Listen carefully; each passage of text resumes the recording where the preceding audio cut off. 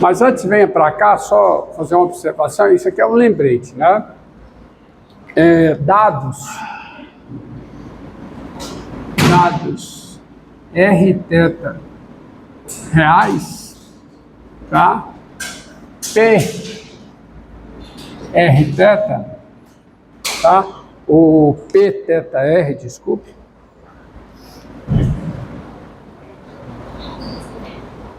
P R θ, né? P R θ denota o ponto do plano polar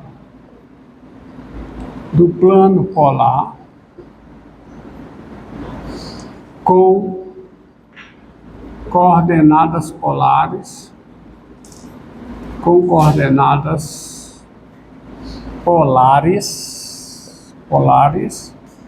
R θ, né? Com par de coordenadas polares, rigorosamente falando, né, pela gramática, né, com par de coordenadas polares, com par de coordenadas polares R e θ. R e θ, tá? Aí você vai me permitir 8 horas e 1 minuto. agredir a gramática, né, e dizer simplesmente com coordenadas polares R e θ, tá? Porque agredir a gramática. Isso aqui está no singular, né? No plural, tu agride na gramática, mas é permitido, tá? Tá bom? Daí, né? Daí você lembra o seguinte: daí, dado K inteiro, o ponto que tem coordenadas polares R θ é o mesmo ponto que tem coordenadas polares, o quê? Menos 1 elevado a K, θ mais Kπ. Ou seja, se esse par aqui, é coordenadas polares de P, se Rθ é coordenadas polares de P, menos 1 elevado a K, θ mais Kπ, também é coordenadas polares de P. B vezes R, perdão. R. Que também é o mesmo ponto com coordenadas polares, menos 1 elevado a KR, θ menos Kπ. Lembrando, se Rθ é par de coordenadas polares de um ponto, menos 1 elevado a R, θ mais Kπ é par de coordenadas polares desse mesmo ponto. E, portanto, menos 1 elevado a KR, θ menos Kπ também é coordenadas polares desse ponto. Tá certo? Tá bom? Então, o mesmo ponto tem infinitos pares de coordenadas polares. Bom? Então, dada uma função f, agora vem para cá. Dada uma função f, tá? Eu vou denotar por alfa. Alfa vai ser o seguinte: vai ser o conjunto dos pontos que tem coordenadas polares f de θ, onde θ pertence aqui ao domínio de f. Ou seja, eu estou considerando alfa como sendo o quê? Como sendo a curva descrita pela equação R igual a f de θ. Tá? A curva descrita pela equação R igual a f de θ. Então, você tem aqui, ó, o plano, o semi-eixo polar. Você tem o semi-eixo polar aqui. Tá falho. Deixa eu pegar um outro mais cheio.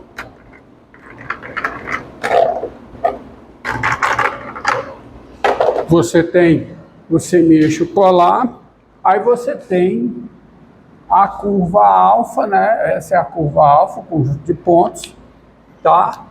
Onde, para cada θ, tá? você tem o ponto de coordenadas θ e o raio f de θ, como a gente vem traçando, tá certo? Então, variando no θ, você percorre a curva, tá? A curva é um conjunto de pontos.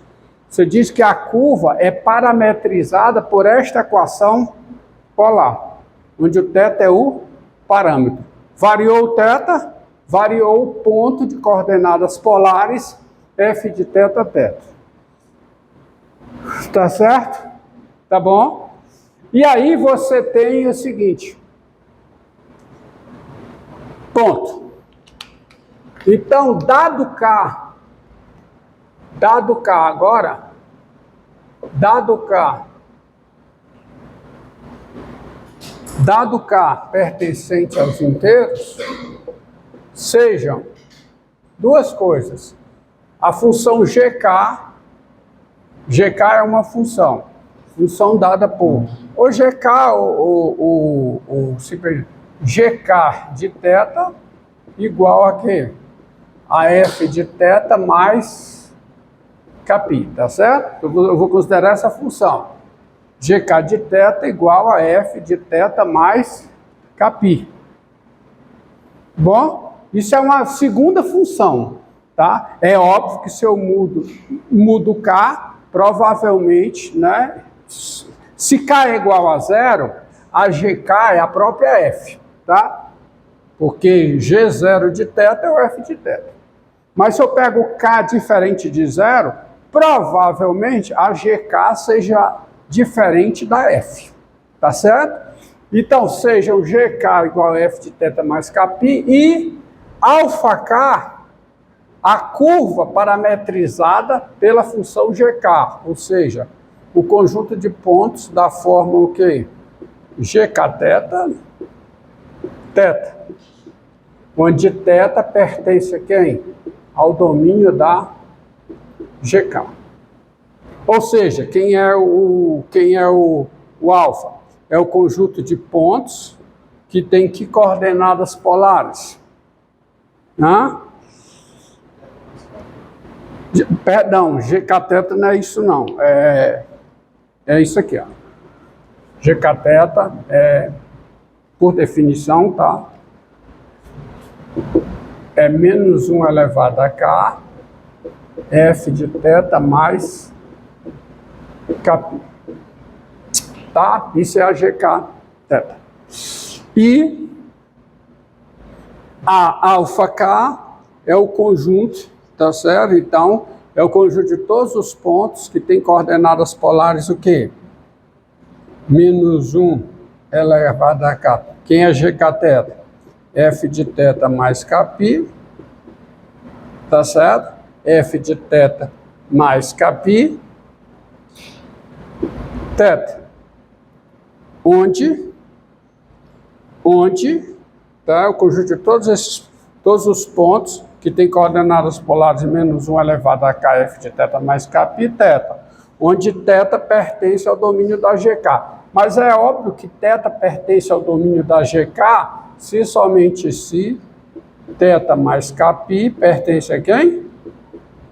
Ao domínio da F, tá?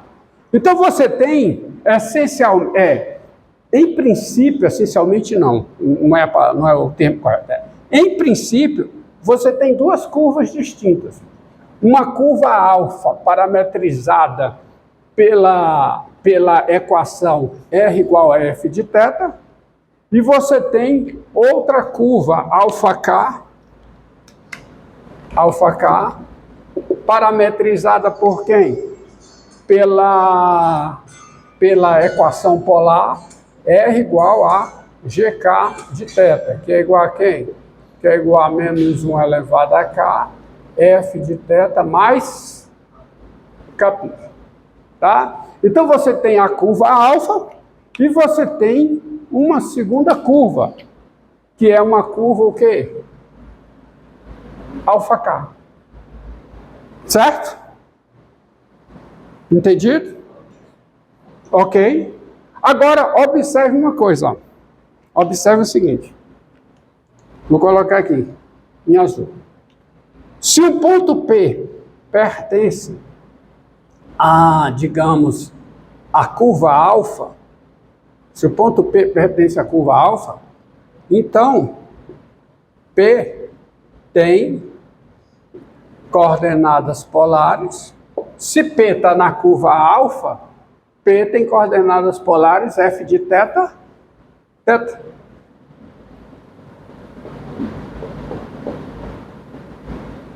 Concorda comigo? P tem coordenadas polares f de θ, θ. Mas isso implica o seguinte: se P tem coordenadas polares f de θ, θ, P tem coordenadas polares o quê? Menos 1 elevado a k f de θ, tá? Θ menos kπ. Porque, lembrando aqui, ó, se P tem coordenadas polares r, θ, P também tem coordenadas polares menos 1 elevado a k vezes r, θ menos kπ. Concorda? Então, T tem essas coordenadas polares. O R é o f de θ. Mas se você chama isso aqui de gama, ó, se você chama isso aqui de gama, então isso quer dizer o seguinte, que P, o ponto P tem coordenadas polares, o quê? Menos 1 elevado a k, f de quem? Se o θ menos kπ é gama, quem é o θ em função de gama? Gama mais kπ.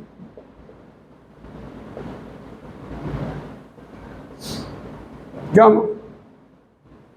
Ou seja, o P tem coordenadas polares, o P tem coordenadas polares, menos 1 elevado a k. Né? Quem é menos 1 elevado a k? F de gama mais kπ. Quem é?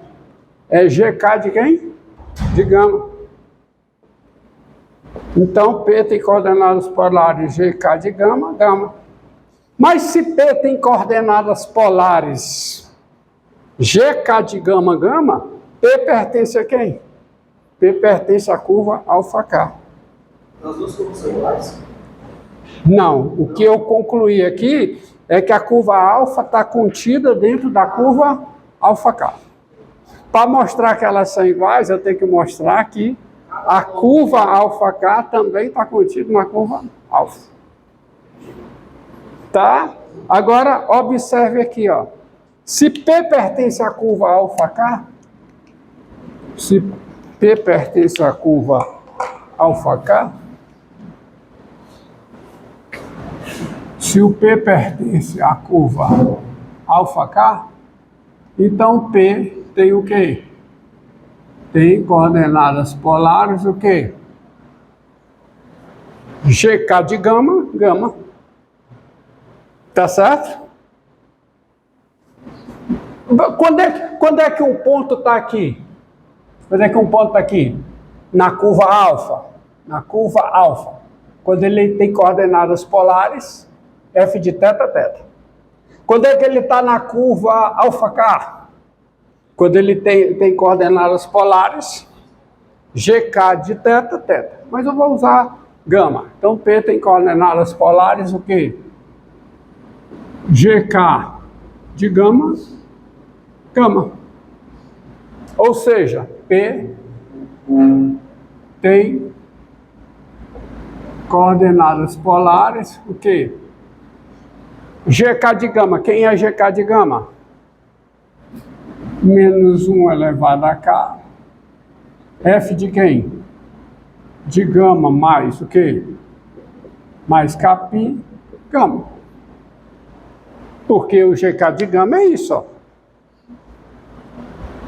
Mas aí você faz o seguinte, chama isso aqui de θ. Então, P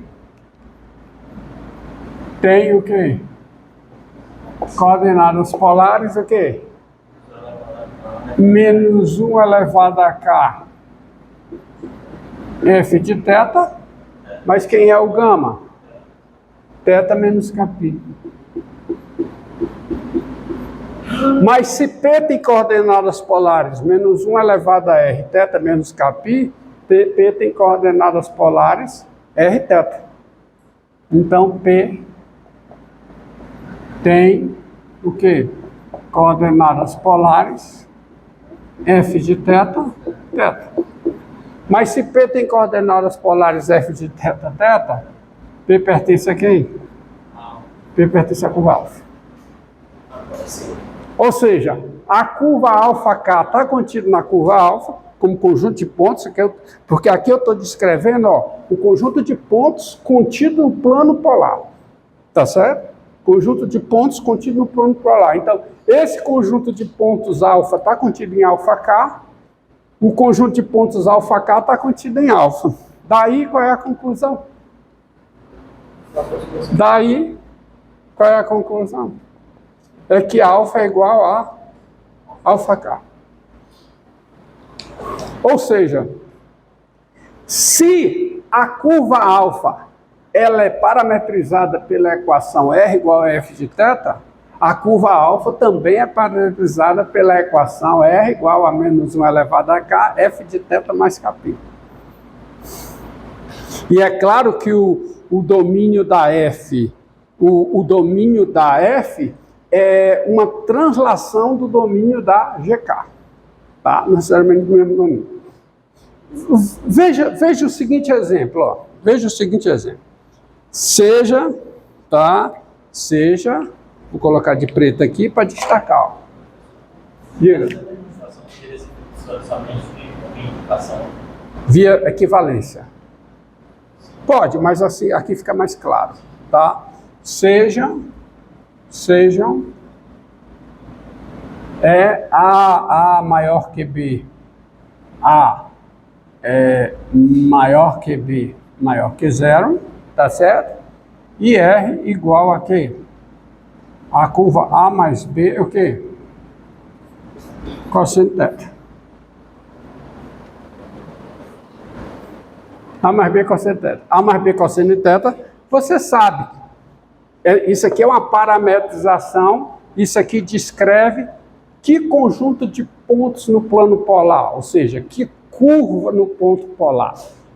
A curva é o conjunto de pontos parametrizado pela equação polar. Então você sabe, é a limação, né? Aquela, né, a limação? Né? Tá aqui o plano polar, tá aqui o plano polar. Ó, tá aqui o plano polar. Então você coloca os eixos auxiliares aqui. Isso aqui é o π sobre 2, tá? Isso aqui é o π. Então, como é que fica essa limação? A mais B cosseno de θ, A maior do que B, não. Eu quero que tenha raio negativo, tá? Querer o quê? B maior do que A, maior do que zero. Então, você tem aqui o raio A mais B, que é quando θ é zero, né? Quando θ é zero, o raio igual a quê? A A, quando θ é π sobre 2, o ângulo aqui é o ângulo π sobre 2, o ângulo aqui qual é? 3π sobre 2, o ângulo aqui π. Então, e qual é o raio quando o ângulo é π? Qual é o raio? A menos B, negativo. Então, eu vou marcar aqui o B menos A. Eu estou no plano polar, eu marco os valores positivos. Então, a curva é essa. Tá? Me permite assim, tirar. Né? Faz isso. Isso aqui é o A, tá? Isso aqui é o distância A. Ela é percorrida assim, ó. Ela é percorrida assim. Mas, e eu estou nesse ponto aqui, quando θ é igual a quê? A zero. Eu estou neste ponto aqui, quando θ é igual a quanto? Quando θ é igual a π. Quando θ é igual a π, eu estou neste ponto. Correto? Tá bom? Agora, vamos ver as variações daqui. Essa daqui.